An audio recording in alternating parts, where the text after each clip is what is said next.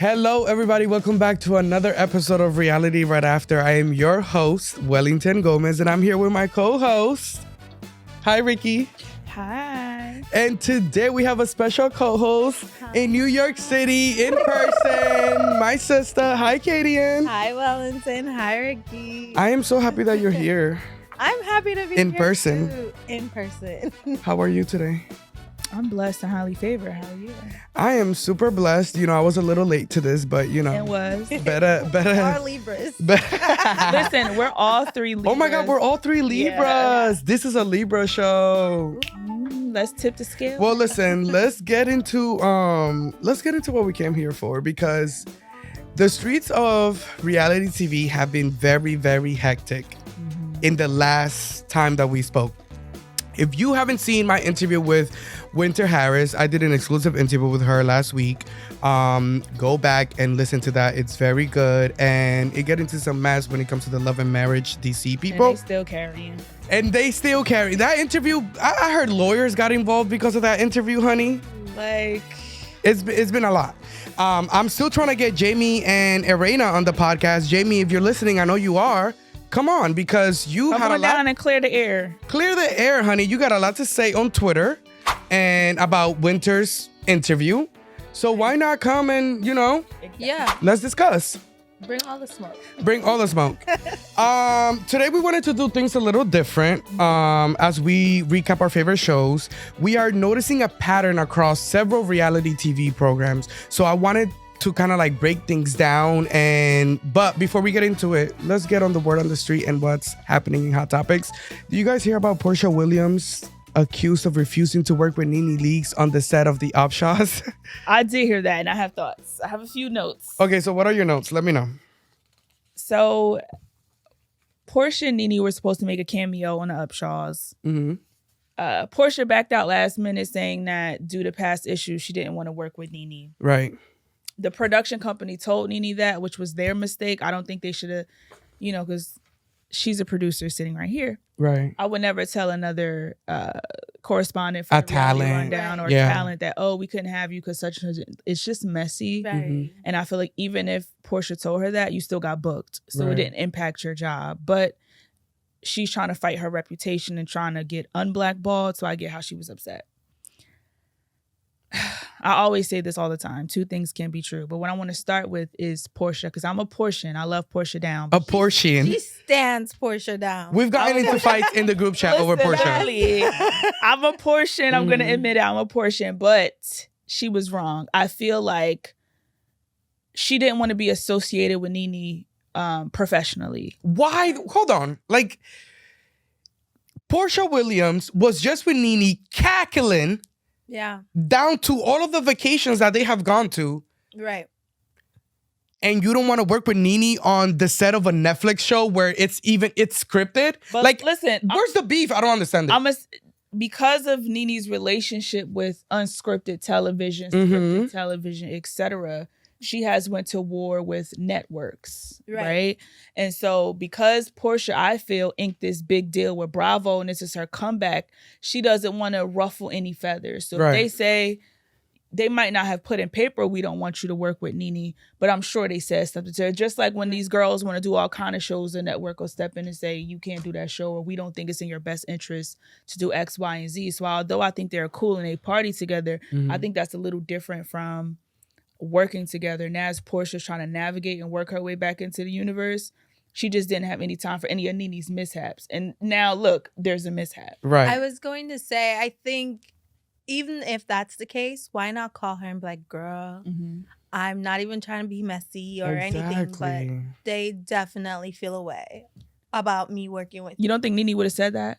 I feel like if Porsha would have came to NeNe with more of a upright and honest, like, yo, sis, like, this is like off the record. Like, I'm trying to have a serious conversation with you. I'm all here for you to get back into the industry. I think that what they've done to you has been fucked up.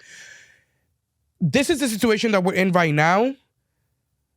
What do you, like, I don't know, just talk about it with her, because I feel like the friendship is there for you to talk about it. Right, but I think Porsha feared NeNe. anything that goes on with NeNe, anything that goes on with NeNe, she take it to the blogs or she take it to social media. Mm-hmm. So if I say, well, the network don't want me working with you, then she's back all over the internet saying, Bravo, it does it blackballing me. They're preventing Porsha. They're preventing jobs. So I think the good thing Porsha did was she ate it.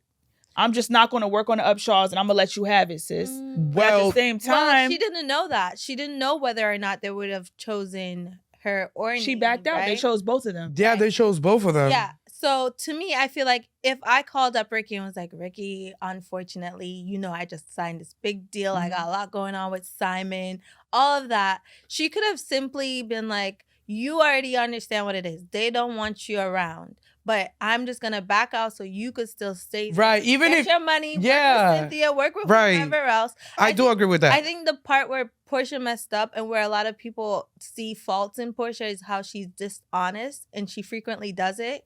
Because I would have been like, you already know they don't like you. But she could have gave many excuses. I'm going through a divorce. I'm depressed. I'm booked. Porsha hasn't even, to this day, spoken on this yet. So it's kind of like... Because she wrong.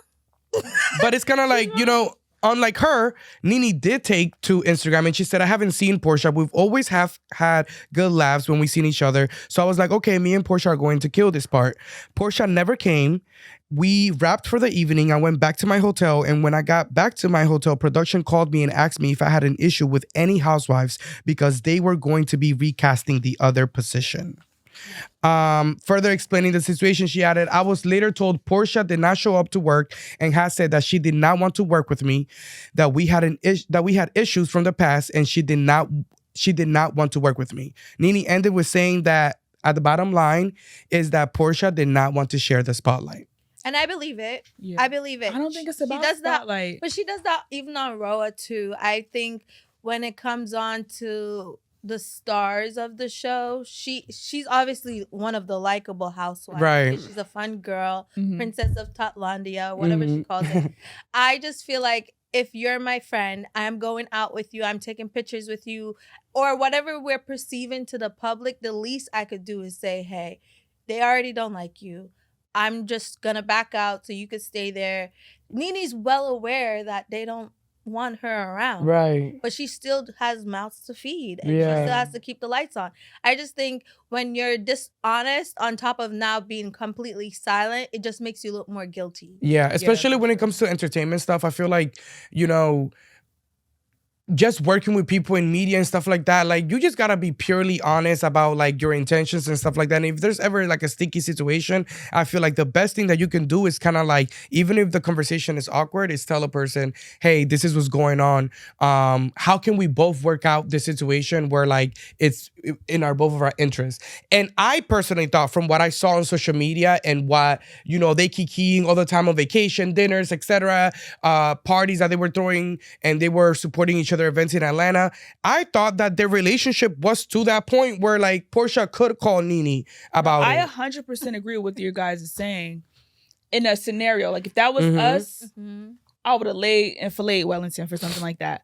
But I just think NeNe is a liability in how she handles situations. She doesn't handle situations the best when it comes to networks, all of it. So it's just better to avoid NeNe on and all, because it's like, I don't think it's better to avoid NeNe, but it's just like, if she got booked for the Upshaws, she must have been saying, I'm doing this. Word got back, and they probably called her and said, we don't want you in preparation for the season. We don't want you associated. That's very true. We don't want you associated with NeNe. So now she's like, I think the only thing she went wrong at is being dishonest about the why. And I feel like it's because she didn't want to throw Bravo under the bus, because they're cutting her a pretty big check, I'm sure. So she had to find a scapegoat. I just feel like the scapegoat should not have been that. And then for NeNe to counter with posting pictures, hanging out with Simon's new girlfriend. With Simon, okay, crazy. So back to that. Let's talk about, this is my thing. Two wrongs do not make a right. And I can understand, like, you are pissed that Porsha did this or whatever. You going to go chill with Simon while he has a new girl in his arm when he is going through a divorce with Porsha, and then making a scene, hiding behind the fact that, I'm just here with my man. He's friends with Simon. And it's like, I'm just here with my man, acting as if like she somehow her man's item or something. Right. Like, as if she's not like kind of like the like nucleus. She's not NeNe. She can't make decisions. Right. But that's why Porsha says she's had issues. This is not just about the upshots. She says she has issues. So maybe that's been going on behind closed doors for a while. Little tatty things. And Bravo finally gave Porsha a reason to. But also, it's just like, it gives the impression that you've been hanging with this girl and you've been knew about her, and I'm supposed to be your little sister. Exactly. So I think that was the underlying layer with, you didn't even text me when you heard I was getting a divorce. So I think it's a lot of things going on. And it's been a lot of things going on in that friendship, if I'm being honest. But I feel like in friendship, when you fight, in relationships, any relationship, you have to learn to fight fair. And NeNe goes way below the belt sometimes. Yeah. Always. Because now she's saying she's starless. She's only a Bravo celebrity. And it is. I mean, that's just not the truth. That's just not the truth. What other jobs has Porsha had? I mean, Name them. Moving on. And I love my sister, but no, you're right. Well, onto some more serious news. Former RuPaul's Drag Race star Shangela accused of multiple sexual assaults. A bombshell report claims that multiple people are accusing former RuPaul's Drag Race contestant Shangela of sexual assaulting them. According to the report from the Rolling Stone, 4 people are accusing Shangela, whose government name is Chantice Darius Jeremy Pierce, of either sexually assaulting them or attempting to have sex with them when they were too inebriated to consent. Yikes. Why he didn't just keep Chantice? But go ahead. I was gonna say that name is cute. Chantice is cute, right? Chantice is real cute. This is a very sticky situation because I feel like when you reach a certain level of stardom, the access is there to so many people that want you. So, and you're messing with people who can't even make a decision. It says a lot about your character. It's almost like everything that you've done to break and open doors goes out the way, because it's like you have so much that comes your direction willingly. Yeah. And you're making the decision to harm other people. Yeah. That's a no. When I saw this, I mean, I'm gonna keep it real. Like, we've seen these stories in the past. Like, this is not the first time that a bombshell report has come out saying that Shangela has sexually assaulted somebody. The Drag Race community has kind of ignored it for some time. And I'm not saying ignored it in the sense of like people are not talking about it, because people are definitely talking about it. And a lot of people, you can go under each of Shangela's posts on Instagram and you can see people like trying to hold her accountable. Like, why are you not talking about this? Why are you not talking about this? She got a lot of hate when she was recently on Dancing with the Stars. That was the season that she was on with Teresa. And a lot of people kept commenting like, again, there's so many reports about you. There's so many reports about you. Now this bombshell report from Rolling Stone. Also, a filth person claims Shangela tried to have sex with them despite the alleged victim rejecting the Drag Race star. Shangela's attorneys called the allegations discussed in the Entertainment Magazine article false and unsupported by any evidence. The allegations against Shangela comes as a drag star promoted a 10-city comedy tour, which includes a stop at Irvine. But yeah, I think I'm here for the victims. I am here for justice. I am here for a fair investigation between everything. I think that 2 things can be true. Right. If there's a bunch of people saying one thing, it's really hard to not believe all of these people. But I also believe that everybody has the right to a fair investigation. This is sad because Shangela is a huge drag LGBTQ icon in the community, especially as a Black drag queen. Yeah. So this is definitely like, it's sad. It's sad. You don't want to see one of your heroes go down, and Shangela is definitely an LGBTQ hero. She is. And I'm always going to err on the side of the victim. Of course. But I think this is an opportunity to talk about consent, because I feel like this happens in a lot of different situations. If somebody's drinking or y'all been drunking, unless that's like your partner, somebody you've been dating for a while, it's just not best to have sex or attempt to have sex with people who are inebriated.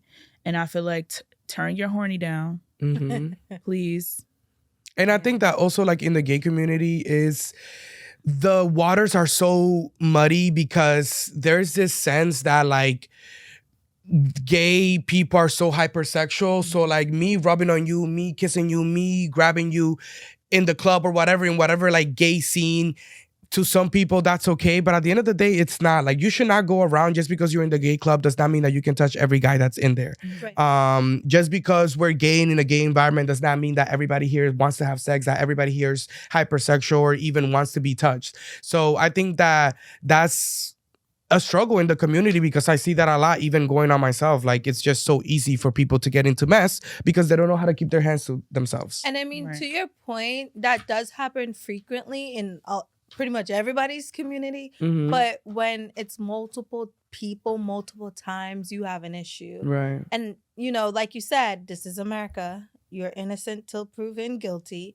But you have to also realize, too, if you had this happen in the past, like take control of how you go out, how you party, how you handle yourself. Because like you said, I might rub up on you and I like it. And maybe the next time you see me, I don't.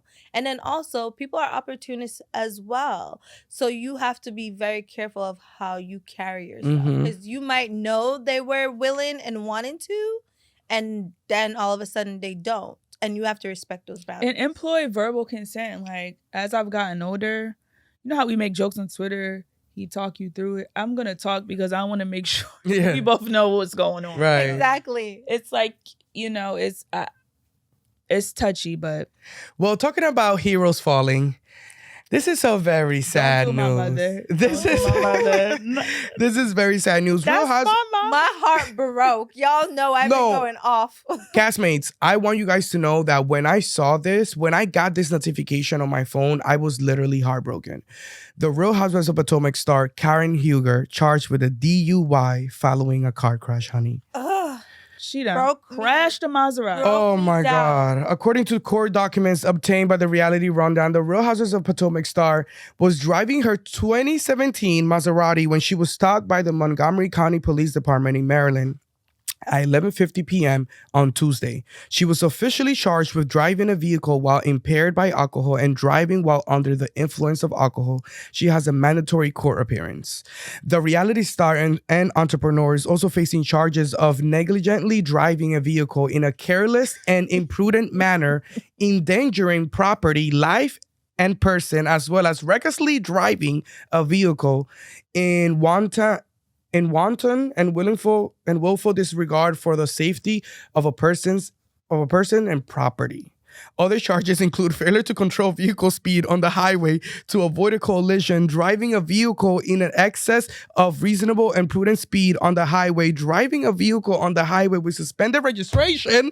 Not the Maserati, wasn't and failure to notify administration of change of address within 30 days. Karen had a mess on her paperwork. It's like you want to say, oh my God, it's not that bad. And then it just keeps on getting bad. Bro. It just keeps on getting worse. Auntie Huger was having her a time. We all had a time. My whole thing is like, driven drunk. You had all of these, Auntie, we love you. We love you down. But that's very dangerous. Nobody should drive drunk. Nobody. And be crashing into light poles and posts. It's irresponsible. We were on Shannon from RHOC's ass when that happened a couple months ago. And Karen, we're also going to be on your ass because you are a grown woman and you know better. You also have the access to get an Uber, to call anybody to come get you. So there's clearly no excuse for you to be driving while under the influence of alcohol. Raven could have picked you up. She wasn't doing nothing but playing in your wigs. And I'm sure you knew that your registration was suspended and that you hadn't notified the DMV of your change of address. So what makes you think that it's okay to go driving while you're drinking? Somebody could have gotten Auntie Karen. Somebody. I just think Karen was busy being a grand dame.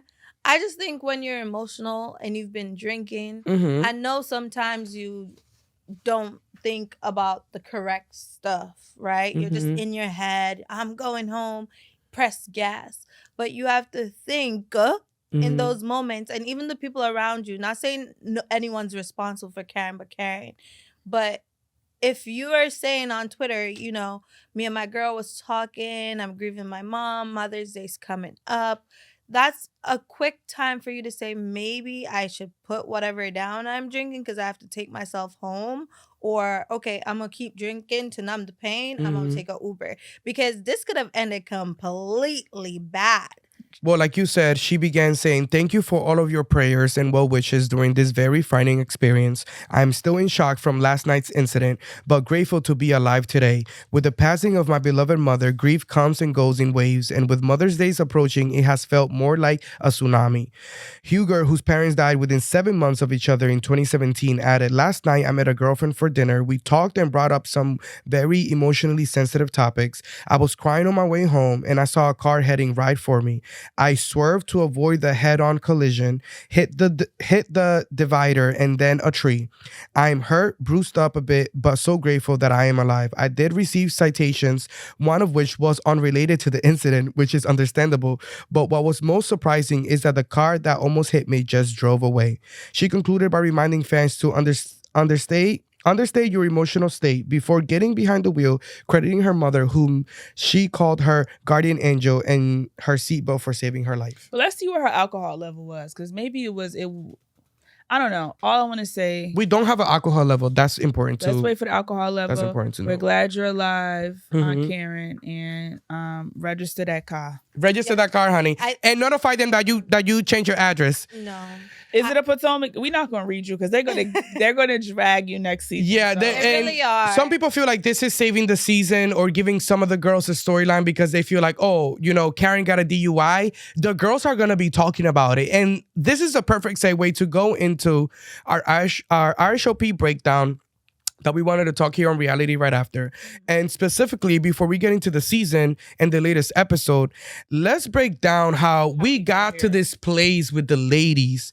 I want to lay out a timeline of events that speaks to the apparent favoritism and colorism that is happening within the series, and how, all in all, this is hurting one of our favorite shows. And it's happening across several different franchises. And so what we want to do is talk about the state of reality TV, how it got here, and what we feel like can bring it back to a place where it's more watchable.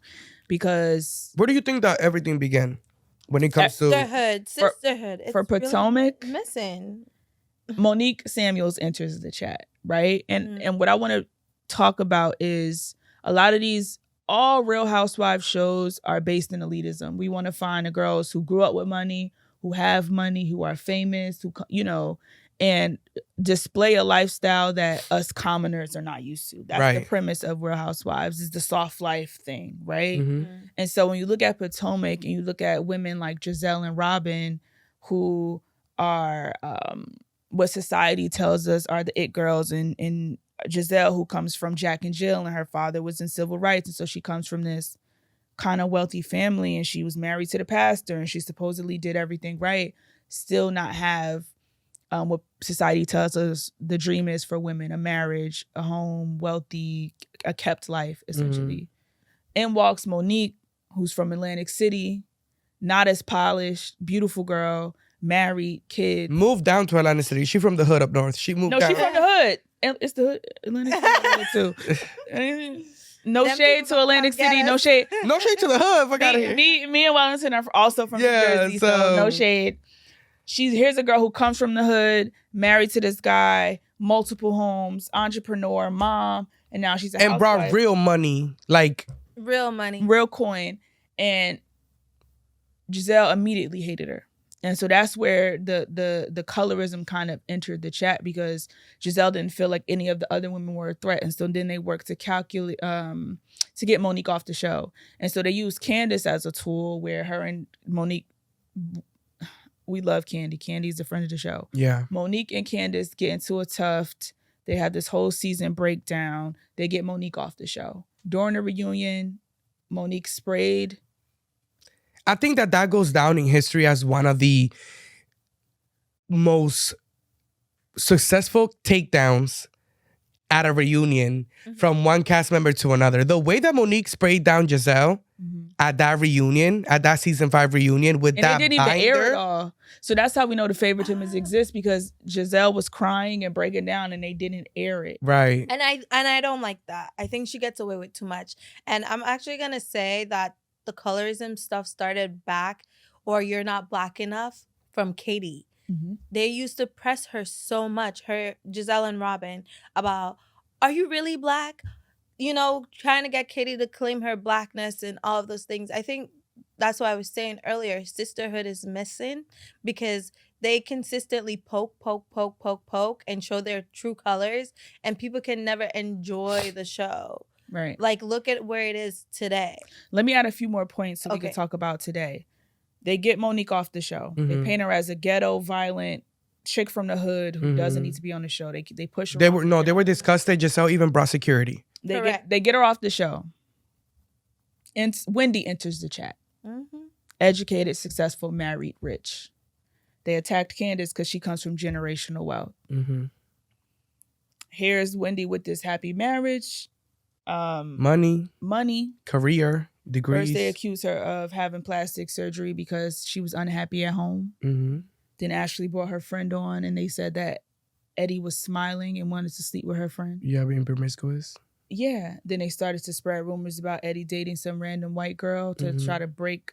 And then they just turned on Wendy, mm-hmm. right? When Wendy clocked it, they turned to Candace. Chris tried to sexually assault Giselle. Chris wanted to sleep with Giselle. Let's back up. They also spread a rumor that Monique's youngest baby wasn't her husband's baby. Right. So these are like consistent narratives of Giselle. Ashley brings in Deborah. Right. Giselle attacking families. Ashley and Robin playing wingman for her. And now Mia too. Mia attacks Wendy, beats her with a purse, gets violent with her. They didn't call her a ghetto hood rat, et cetera, et cetera. And so now it seems like Giselle's clique versus Wendy and Candace, and there's no moving on. They don't want to. Seems like they don't want to interact with them in scenes. They don't want to acknowledge them. And then when it comes to things that are situational, the goalpost is always moving. They're always moving. And so there are cliques. There's production favoritism where production isn't fairly editing the episode, so we can see flashbacks from both girls to seem like to steer the fandom into supporting Giselle, but we're just not having it. And so now the current state of the show is it's so mean and so hard to watch darker skinned Black women be attacked in this way, to the point where it's like we're in the age of like consciousness. So it's like I can't in good faith watch this show and kiki because it's not funny. Right. It's unbearable. And so we have to break the click up. But what are you guys' thoughts? I agree with you. I think that you're 100% right. I think that there is a clear problem, and it's really a systematic problem when it comes to the show, because it goes down, like you said, to the editing, production.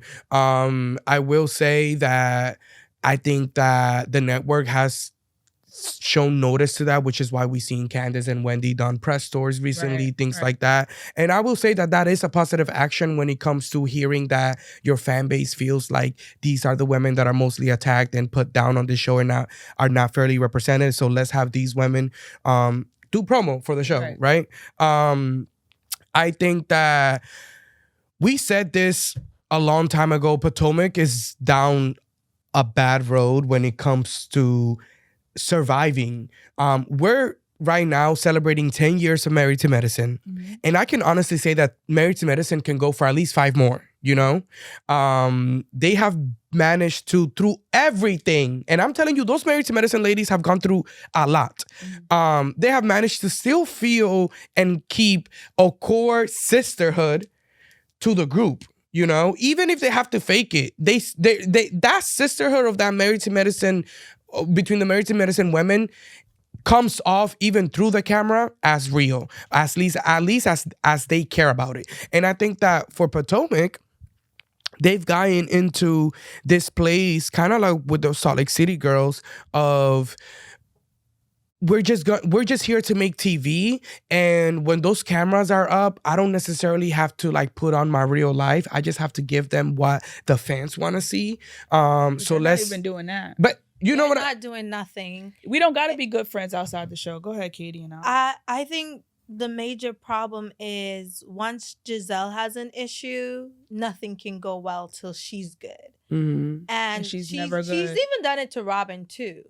And I think one thing I've learned from old Atlanta is you have to come back to each other, figure it out, and figure it out fast. Like, it's like 7 episodes in and I'm not talking to her because I don't like her. Right. I'm not saying hello. There's no nothing. I'm not going to open the door for her. Yeah, it's. But listen, okay, so this is my thing.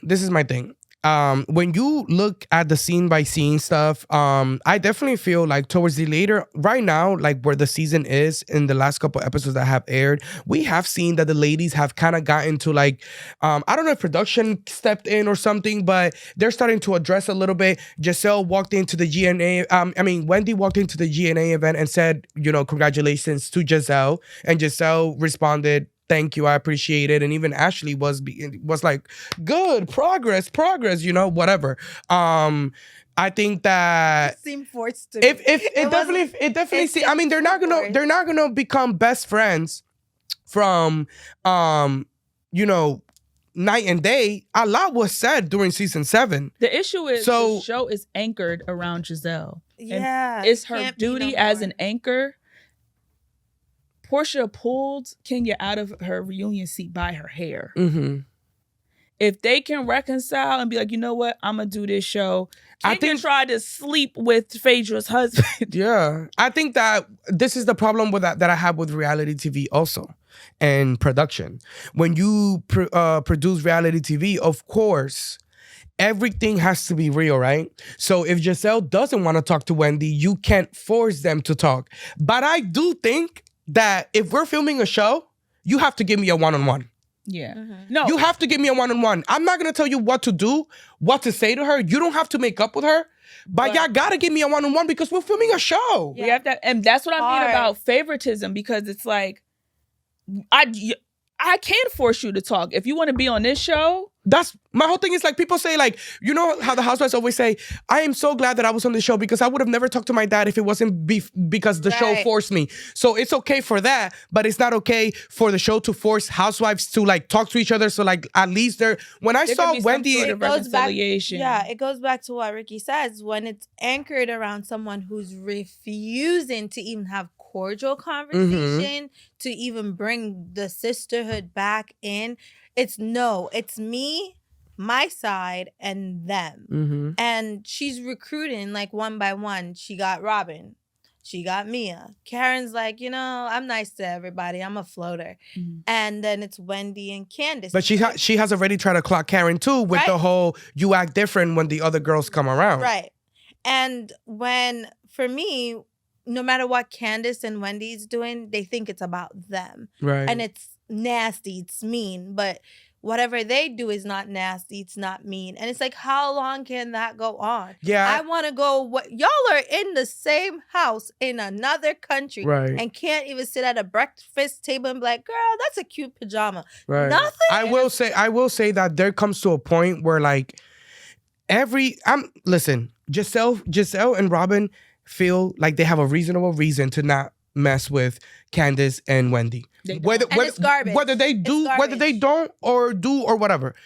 Candace and Wendy also feel like they have a reasonable reason as to why they don't mess with Giselle and Robin. But they still play. Reason. But and the difference is, you're right, Ricky. The difference is they accused Candace's husband of sexual assault. Candace still came into the season ready to talk and ready to be friends. That's the difference. She did. Candace didn't do anything but say, well, we all knew that Robin's husband be cheating on her. We all knew that. Yes. Right. So Robin's a little in denial. She's in denial, but nothing is comparable. So you accuse my husband of sexual assault, which could have ruined our business, which could have ruined our marriage, all our reputation. Things. I still came on the Ensemble Cast show, right, ready to work. So I'm not understanding. Michael Darby was suing her. She still came in kick, ready to work with Ashley. It's not the same. It's not. And so it's just like, if you don't want to play ball, if you don't want to be ensemble, if you don't want to get off the show. Yeah. That's how I feel too. And the thing, she ain't no diva. Go ahead.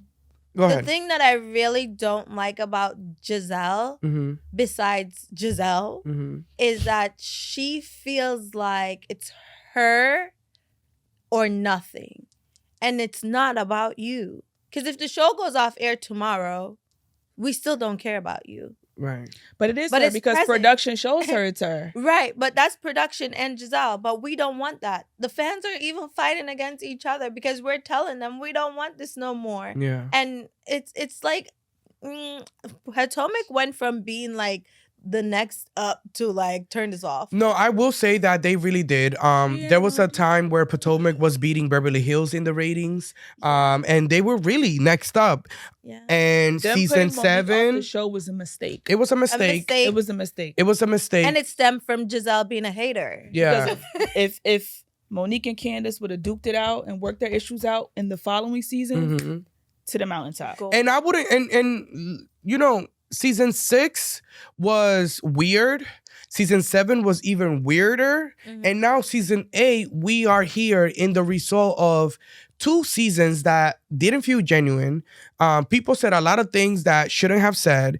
And now there's this friendship super broken. A lot of people don't want to talk to each other. The reunion has been filmed. Some people have said, some of the housewives have said that they do get into some type of resolution waters at the reunion. Okay. I don't believe it, but okay. I don't believe it. But to me, if anybody from Potomac is listening to this, specifically Giselle, Robin, Mia, that crew, you're doing your show a disservice if you are not willing to move forward with the people that you are on the show with. Absolutely. Like, give them everybody what they want, move forward with these people, and let the storylines play out. Let production decide who gets to stay in and who doesn't get to stay in And please based don't on bring Sharice back. I'm tired. Or NECA. Yeah, NECA and Sharice gotta go. It's Next the fact that caller. we talked about that whole season and didn't even bring NECA. Next caller, NECA. She just doesn't even deserve my breath. Next caller. So, similar to the above conversation, I want to talk about the current state of the relationships on Married to Medicine today. 10 years later, season 10. This season has officially wrapped. We kind of saw this season, kind of Married to Medicine take a left turn in so many ways. So first, it took a left turn because they brought in Phaedra and they brought in Sweet Tea, right? So that was already gaggy because, like Sweet Tea and Greg being added while Quad is here, and then you're adding Phaedra into the mix. It's a lot. So that was already a left. Then they made another left when Dr. Simone kicked out Quad from the show and basically gave her a thank you for your services. Here's my issue. This is not Bad Girls Club. We not putting nobody mattress in the pool.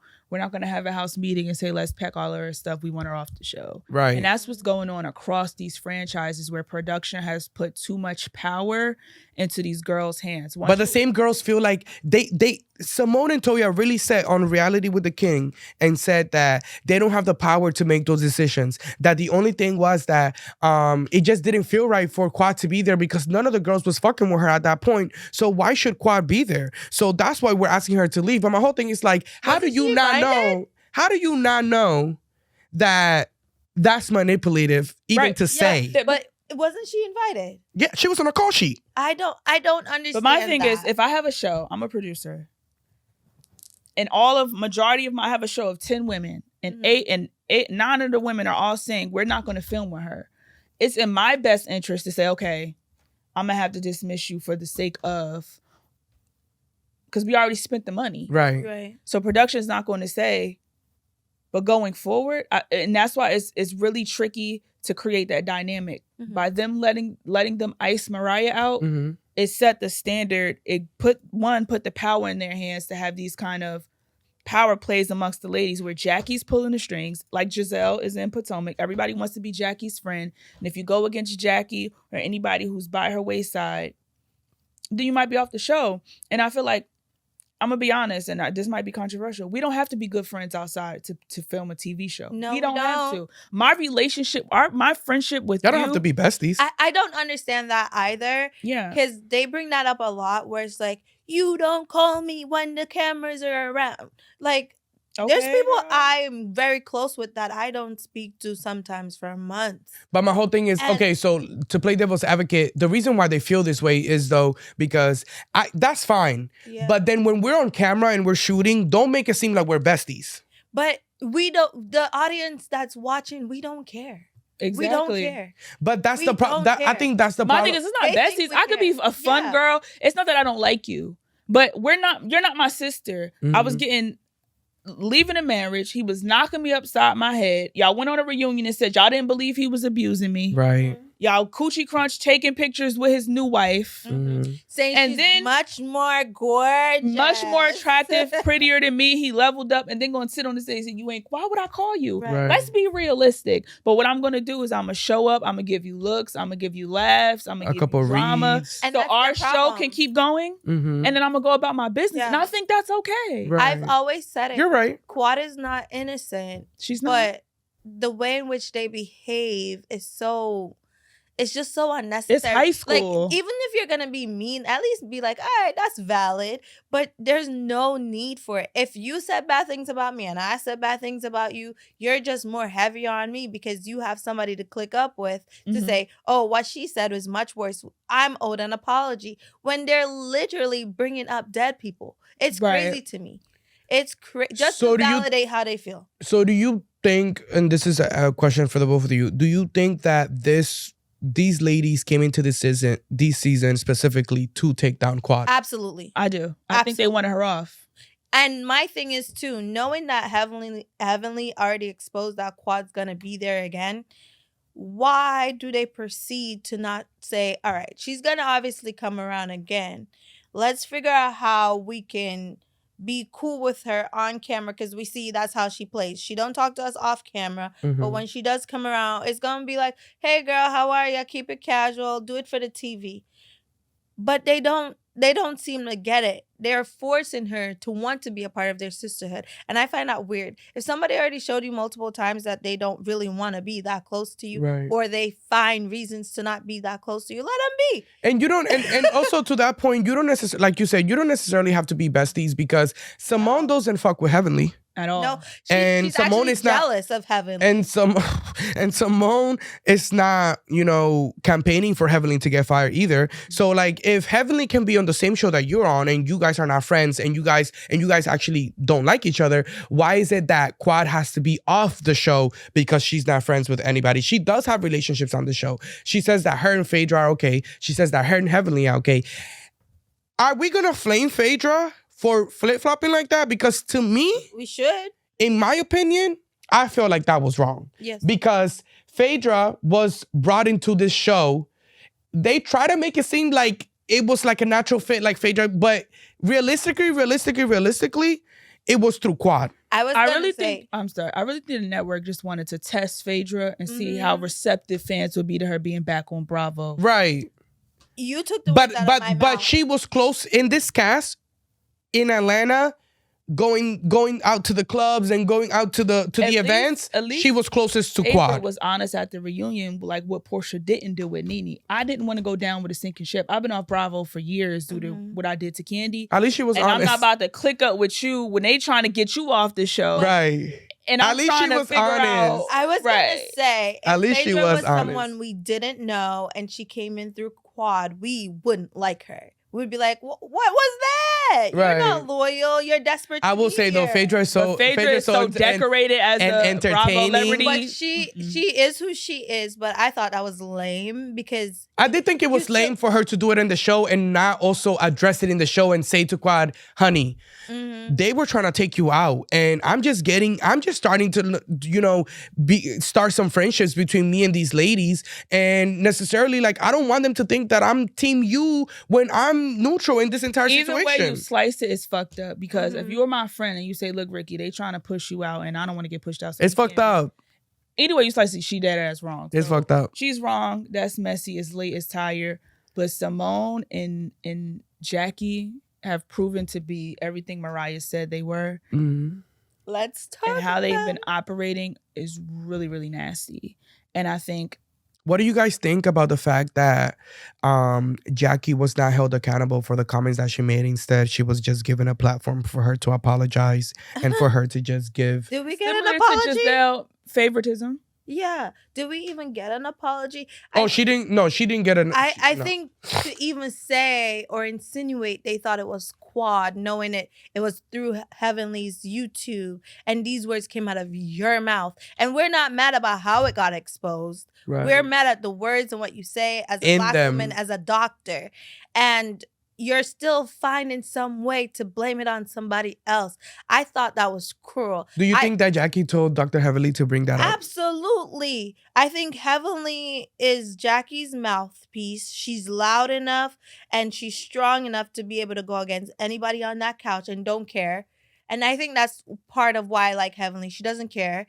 But I always say Simone is vile and Jackie's dangerous. Yeah. And it's like, I always tell people, I do believe in this saying, birds of a feather flock together. In order to be friends with a bitch, you have to be a bitch. And it might not come out and be, seriously, it might not come out and be loud and vulgar. You might be a little more calculated and manipulative or passive with your bitchiness, but it's there. Right. So when you're friends and you have these friend groups with people, y'all have similar traits. And when you look back at season 1, 2, and 3 of Married to Medicine, Jackie does present that type of behavior, even like just with her judgment. With her fat phobia, with her elitism, with her superiority complex, and Heavenly. I do believe Heavenly and Jackie stood on the phone and she got on Patreon and said that Jackie said, "Oh, you got her together on it." Like, they kiki. No, she be calling up on the phone with Heavenly at night, every night. When Jackie said to Sweet Tea, "I'ma gather baby girl later," you still couldn't say, "You know what? I'm at fault for what I did to you. Right. I'm sorry." It's the same thing with Buffy. It's the same thing with Mariah. It's consistently Jackie takes no accountability, and I think because Simone don't have Jackie like how Heavenly has Jackie, she crawled over to Toya. Because like you said, if you go back all the way to the first couple of seasons, they didn't like Toya either. Jackie never forgave Simone for Simone telling her she was wrong about Buffy. She never forgave her. It was over after that. Just like the day Robin tells Giselle, cut it. You're wrong. Right. How do you think that the show can move forward with Quad in the show? I think they need to... The only person who genuinely has a right to be mad at Quad is Toya. The issues between Quad and Toya, because Quad did kind of seem... That's over. It's over. In my opinion, that's over. It's over. Toya seemed to be willing to move forward in the Reality with the King interview. Yeah. I think the thing is, Toya wants to move forward because Toya is not the kind of person who want to keep holding grudges. She wants to feel like she's somebody. I really like Toya a lot. Remember, the entire time leading up to this, they always made Toya feel like she was less than them, but not like she doesn't belong there. Right. But I think Toya, once she got the apology, that's what she needed. Quad claiming that she was wrong. Right. Quad gave her that. But Simone is still riled up because it's like, I want you to be close to me. And Quad's like, I'm really okay. We could just be co-workers. And I think as long as Simone keeps on acting like that, Toya herself might not even want to be cool with Simone. Because, again, Toya likes to have fun and, oh, we're drinking wine. We're going to go play tennis. And Simone's very... I don't even want to say the A word, but she's very aggressive sometimes. And she doesn't know how to let loose and have a good time. Right. Because even when they were in Vegas, she's yelling and screaming and barking with Heavenly. But they call her surround sound. It's too much. It's too much. And I don't think that's how Toya is all the time, where she can tolerate that. Well, Phaedra's coming back for 3 more seasons. Oof. I love Phaedra. I think, I know people was chatting, but they said a lot of her reads got cut out. I feel like now that they got her first season in, their best bet for next season is to let Phaedra get... I would love for Phaedra to get into it with Jackie personally. Yeah. But let Phaedra get into it with somebody. Back up off of Quad. Don't make her bow down and kiss the ring. It doesn't translate well to us because we don't feel like Quad is in the wrong. Give her an opportunity to come back. I do need a Quad and Toya sit down though. Quad and Toya sit down. Let's rebuild the friend. Let's let. I need that to be the focus. Can it be a fun setting? I don't want them to talk about nothing anymore. I mean, I don't need them to rehash things. I need them to sit down, to come together and kind of like say like, hey, like I'm meeting you at, halfway to say I want to build on this friendship, and how can we do that moving forward? And I feel like the audience will really love to see Quad and Toya come together and kind of like actually both work in their relationship. And you don't know if they come out at the end of a season actually being good friends. And that might would be a done. And that's what I'm saying. The second Toya can't tolerate loud Simone no more, it will be a good time. And Quad is a good partner. She's a good duo person. Yes. The moment the Quad gets the reason why Quad has not been likable is because she lost her duo. And I think that the moment Quad gets a new duo, and Toya is that person that can give Quad that also like dynamic duo kind of like moment, I feel like they will be a force to be reckoned with. I think if they build trust, because Toya likes to have that trust. They low-key like each other too. They are I think Toya sees a lot of herself in Quad, where she wants that independence. She wants to be able to say, hey, I could pay for this. And Eugene already spilled tea that she makes more money than him. Yeah, now. that was gaggy. I think Toya wants to have fun. She doesn't want to be screaming of course and yelling she makes more money than and him. doing all of that and doing all of that no more. And honestly, you guys said if Phaedra got onto Jackie, you know who Jackie's pit bull is? Heavenly could be screaming with Phaedra. But Phaedra, you've never seen Phaedra scream. The difference between Heavenly and Phaedra is Heavenly is not a reader. She's just mean. Or she's insulting. She doesn't want to go there with Phaedra, and she knows it. Right. Well, we'll see how things play out on season 11 of Married to Medicine. As our last story of the day, before we go, Basketball Wives alum Drea Mitchell, oh Lord, 39, pregnant, expecting baby with Houston Rockets star Jalen Green, who's 22, and the age of her son.